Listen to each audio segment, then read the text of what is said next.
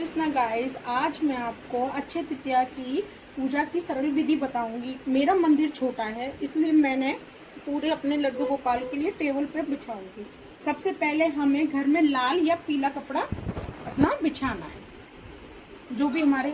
फिर हम अपने लड्डू गोपाल को नहलाने की तैयारी करेंगे। जब तक हम थोड़ा सा सामान भी लगा देंगे। हमें क्या क्या अपना सेटअप बनाना है। ये मेरे राधा रानी की ये है तस्वीर, इसको लगाऊंगी मैं। अपने मंदिर को थोड़ा सा सजाते हैं, जिससे मंदिर मेरा बहुत प्यारा सा लगे। अब ये मैं अपने लड्डू गोपाल के लिए आसन लगाती हूँ, जिसमें मैं इनको नहला के बिठा दूंगी। गाइस, सबसे पहले हम पात्र लाएंगे, जिसमें हमें अपने लड्डू गोपाल को नहलाना है। आप कोई भी पात्र ले सकते हो। तो इसमें पहले हम सात्विक बनाएंगे। इसमें हम पहले सात्विक बनाएंगे। ये आप सात्विक हम बनाते हैं। अब हम इसमें लड्डू गोपाल के तैयारी के लिए कर रहे हैं। इसमें मैं अपने लड्डू गोपाल को भी नहलाएंगे। अक्षय तृतीया के दिन आप जल्दी उठ के अपना सारा अपना घर साफ करके नहा धो के लड्डू गोपाल को नहलाएंगे। अब मैं इनका स्नान करूंगी। मैं कोई भी मतलब मिट्टी का पात्र होना चाहिए। इसमें मैं इसमें जल भरकर इसको मैं इधर रख दूंगी। आप कोई फ्रूट ले सकते हैं। यदि आपके पास फ्रूट ना हो तो इसमें चीनी भरकर भी हम रख सकते हैं। तुलसी का पत्ता रख देंगे। गाइस, अब मैं आपको पंचामृत से नहा के दिखाती हूँ। ये दूध, शहद, गंगाजल, चीनी।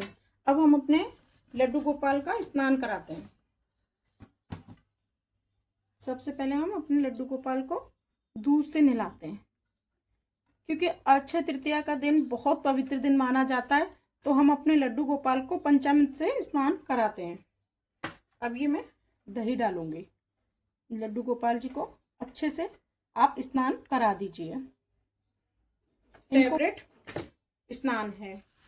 अब इसके ऊपर आप चीनी की खांड या बूरा डाल सकते हैं। बूरा ना हो तो आप तुलसी चीनी डाल सकते हैं आराम से। अब इसके ऊपर हम रखेंगे तुलसी का पत्ता। अब बाद में इन सब के बाद हम अपने लड्डू गोपाल को गंगा जल से नहलाते हैं। अब आप हल्के हल्के हाथ से रगड़ सकते हो। ये रगड़ दिया। अब हम इनको गंगा जल से स्नान कराते हैं। ये मैं गंगा जल से स्नान करा रही हूँ। अब हम इनको आराम से पोंछ लेंगे और इनको सुखा देंगे, जिससे इनको गीला ना लगे। अब मैं इनको कपड़े इत्र से मालिश करेंगे। कान्हा जी को इत्र बहुत पसंद है। इत्र से हल्के हाथ से मालिश करेंगे, चरणों से। कान्हा जी को मैं वस्त्र पहनाऊंगी। गर्मी बहुत हो गई है, इसलिए मैंने कॉटन के वस्त्र पहनाए, जिससे मेरे लड्डू गोपाल को गर्मी ना लगे। गोपाल को गर्मियों में हम हल्के कपड़े पहनाएंगे, इसलिए मैंने हल्के कपड़े पहनाए। अब मैं ये लड्डू गोपाल जी को आसन पे विराजमान करूंगी। हाँ, अब लड्डू गोपाल को मैंने श्रृंगार में चंदन के ही माला बनाई है, क्योंकि अक्षय तृतीया के दिन हमें चंदन से ही कान्हा जी का लड्डू गोपाल की वो करनी चाहिए। श्रृंगार करना चाहिए। गाइस, मैं इसको पहले बता रही हूँ, क्योंकि अक्षय तृतीया के दिन हमें ये पूरी तैयारी करनी चाहिए। अब मैं इनके कान्हा जी को चंदन बहुत पसंद है, तो मैं इनके माथे पे 21 दिन की यात्रा में हम रोज कान्हा जी को चंदन लगाते हैं। चंदन रोज। और गाइस, सोते समय इनका चंदन निकाल देते हैं। मैं इनको चंदन का वो लगा रही हूँ। चंदन का लेप लगा दिया है, जो हमारे लड्डू गोपाल को ठंडक देता है। हम हमेशा गर्मियों में हमें लड्डू गोपाल जी के माथे पर चंदन का लेप लगाना चाहिए। और ये मैं हल्का सा माथे पे टीका लगा दूंगी, हल्का सा, जो कि लड्डू गोपाल को बहुत पसंद है। इनके माथे पर भी चंदन का मुकुट चंदन की माला तैयार की है, क्योंकि अक्षय तृतीया के दिन हमें सारा श्रृंगार चंदन से ही करना है। हम अपने लड्डू गोपाल में तुलसी की माला डालेंगे और बांसुरी हम अपने लड्डू गोपाल को पहनाएंगे। मैंने हाथों में तुलसी की माला डाली है, हाँ, और बांसुरी रखी है। मैंने सारा श्रृंगार चंदन से की माला बना के किया है, जिससे मेरे लड्डू गोपाल को शीतलता मिले। अब मैं आपके सामने कान्हा जी को ठंडा ठंडा भोग लगाना चाहिए। कान्हा जी को ठंडा ठंडा भोग पसंद है। आपके पास जो भी फ्रूट हो सीजनेबल वो लगा सकते हैं। अब मैं कान्हा जी के लिए ठंडा ठंडा सत्तू बना रही हूँ, जो कि कान्हा जी का फेवरेट है। थोड़ा सा इसमें धनिया, थोड़ा सा नींबू, आप ठंडी चीज शरबत कुछ भी बना सकते हैं। ये थोड़ी सी चीनी। मैंने लड्डू गोपाल के लिए सत्तू का भोग लगाया है। मैंने ये सत्तू का भोग लगाया है। अब ये मैं ठंडियाई बना के लाई हूँ। मतलब लड्डू गोपाल को ठंडा ठंडा ही भोग लगाना चाहिए, जो भी आपके पास। फूल अर्पित करेंगे, जिससे हमारे लड्डू गोपाल को ठंडक मिले। अच्छे तरीके का बहुत अच्छा वो होता है। सुबह हमें जल्दी जल के, एक दिन हम जल्दी जग के अपने लड्डू गोपाल के लिए पूजा कर सकते हैं, और बहुत अच्छा शुभ फल माना जाता है। और ये वैशाख के महीने में शुक्ल पक्ष की तृतीया को मनाया जाता है। इसका बहुत ही बड़ा महत्व होता है। अब गाइस, मैंने एक लड्डू चंदन का बनाया है, जो मैं अपने कान्हा जी के पैरों में अर्पित करूंगी। ये मेरे गाइस, मैंने चरणों में चंदन अर्पित कर दिया है। अब आप अपने लड्डू गोपाल के लिए आरती कथा सब कर सकते हैं। हम लड्डू गोपाल जी की आरती और धूप करेंगे।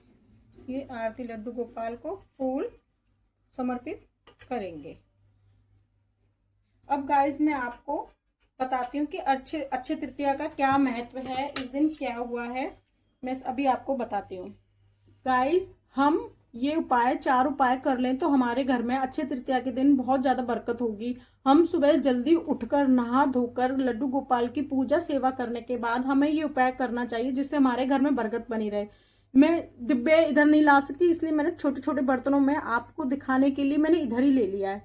सबसे पहले हम चावल के डिब्बे में अपनी हल्दी की गांठ डालेंगे, और आटे वाले ड्रम में हम एक सिक्का डालेंगे, और सेंधा नमक, उस दिन सेंधा नमक में हम 4 लौंग डालेंगे, 4 लौंग डालेंगे, और चीनी वाले डिब्बे में हम एक दालचीनी डालेंगे। इस उपाय करने से गाइस आपके घर में बरकत होगी, दिन रात चौगनी होगी। तो प्लीज करके देखिए आप अपने घर में सुख खुशहाली बनाने के लिए। अब मैं आपको अच्छे तृतीया से संबंधित थोड़ी सी कथा बताती हूँ। इस वैशाख माह की शुक्ल पक्ष की तृतीया को हम अच्छे तृतीया बनाते हैं, और अच्छे तृतीया वो ब्रह्मा जी के पुत्र का अच्छे का जन्म हुआ था, उन्हीं के नाम से इस तृतीया का नाम अच्छे तृतीया पड़ा है। अच्छे तृतीया बहुत ही शुभ माना जाता है। इसमें बहुत अच्छे अच्छे काम हुए हैं। आप कुछ भी, जैसे आपको घर बनवाना या घर का मुहूर्त करना है, तो अच्छे तृतीया बहुत अच्छा होता है। इस दिन विष्णु भगवान और लक्ष्मी जी की पूजा की जाती है, और लक्ष्मी जी का हल्दी और उस केसर से श्रृंगार किया जाता है।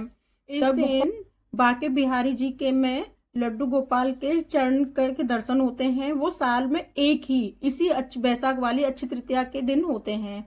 पर गाइस, हम लोग हर एक कोई वहां पे नहीं जा सकता, तो इसलिए मैं आपको अच्छे तृतीया के दिन अपने ही लड्डू गोपाल जी के चरणों के दर्शन कराऊंगी। आप जल्दी से नहा धो के चरण दर्शन कर सकते हैं।